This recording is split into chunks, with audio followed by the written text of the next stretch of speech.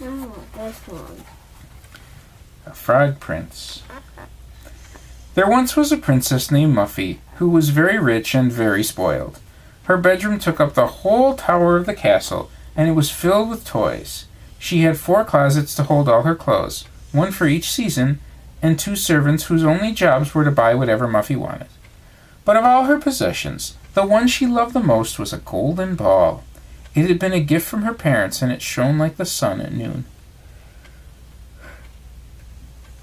One day the princess was playing with her golden ball in the garden when it fell into the well, splash, and sank right to the bottom.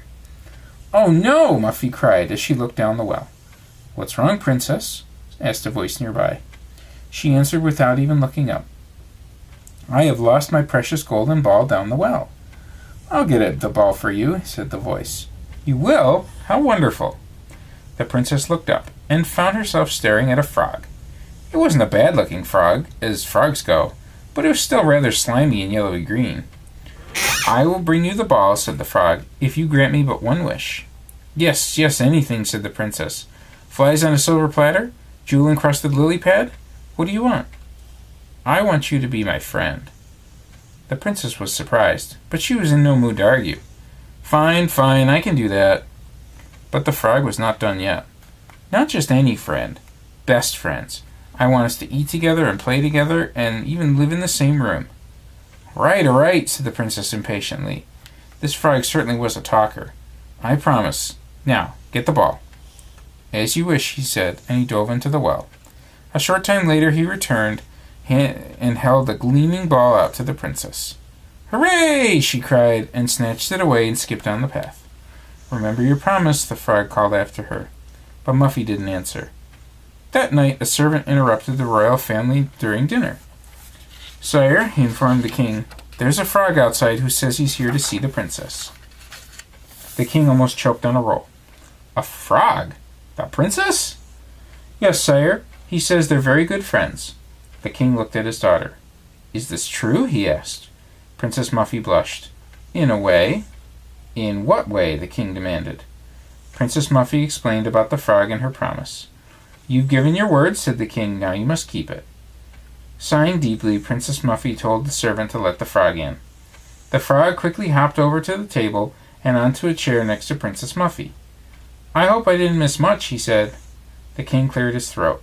"We all appreciate what you did for the princess. Would you like some dinner?" "Thank you. I'll just share with Muffy. That's what friends do," said the frog, and he began investigating the food on her plate. "No fresh flies, I see, but I won't go hungry." Princess Muffy suddenly lost her appetite, but she sat politely until the meal was over. Then she led the frog to her room. "This is a very fine room," he said. "I especially like the bed." He hopped up onto the blanket. So nice and soft. The princess wondered if she would ever get a good night's sleep there again, but she managed to smile weakly, remembering her promise.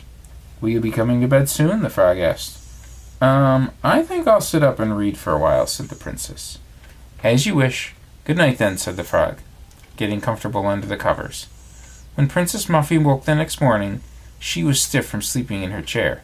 For a moment she wondered why it wasn't a bed, but then she remembered all about the frog. She looked over to her bed, expecting to see the frog doing some kind of froggy thing on the pillow. But the frog was gone, and a young prince was laying in his place. He was watching her. "Who are you?" asked the astonished princess. "And where's the frog?" The prince sat up. "My name is Arthur. I am the frog, or at least I was. A wicked witch turned me into a frog. She said the spell would hold until I found a princess who would be my friend." He smiled. "Because you kept your promise to me, the spell was broken. I can never thank you enough. But perhaps we can be even better friends from now on." "Oh yes," Princess Muffy declared happily, and they went off to play together.